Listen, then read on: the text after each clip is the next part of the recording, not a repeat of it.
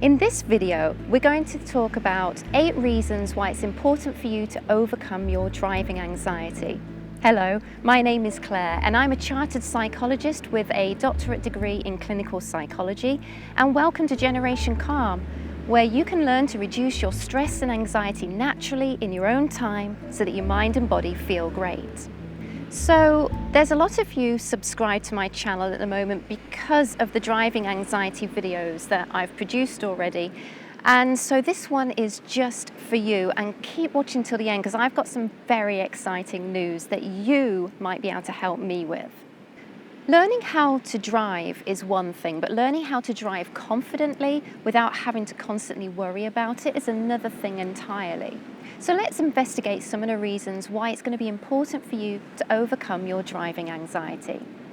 So number one, it's mentally draining. If you've decided not to learn how to drive, then that's one thing. But if you have to drive as part of your daily routine, maybe you have to take the kids to school or you have to drive to work, then I don't have to tell you how much you plan ahead. Maybe you meticulously plan in every detail what time it's going to be a good time to leave to avoid traffic.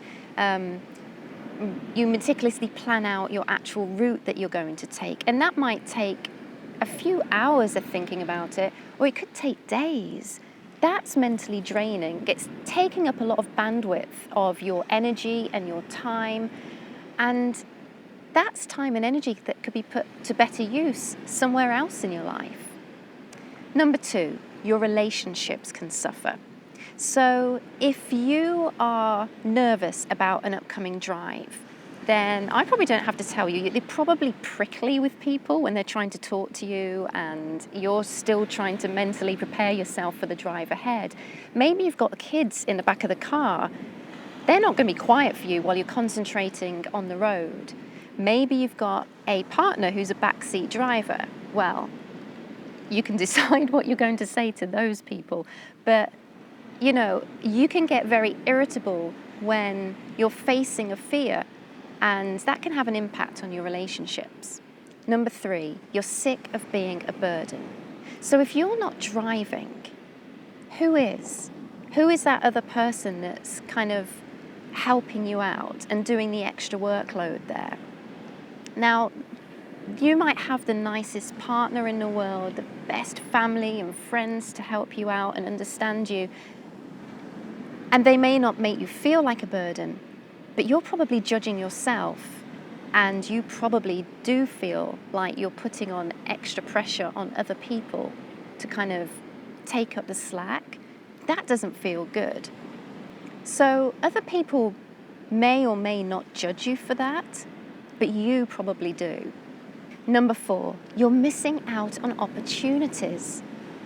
So if you're nervous about driving or have a fear of driving, it probably means you're limiting yourself to certain career opportunities.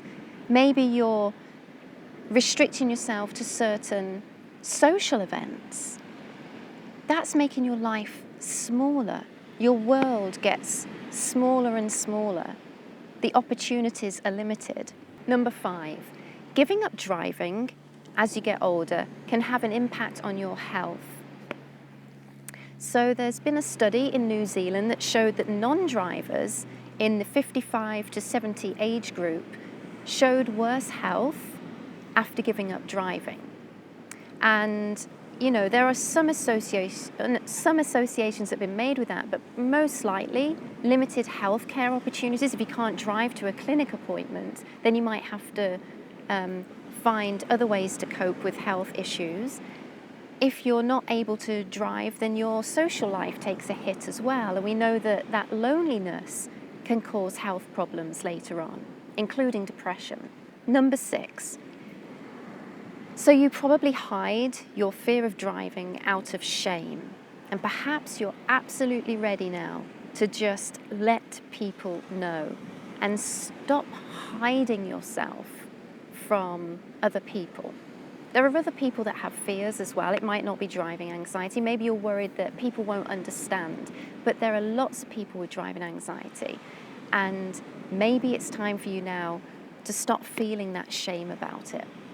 Number seven is losing your independence. So being an independent adult is one of the most freeing and liberating things I can think of. But when you worry about driving, it reduces that independence, and you're having to rely on other people or maybe other services like public transport to take you to places. And having to depend on other people, relying on other people instead of having that independence, can psychologically wear you down.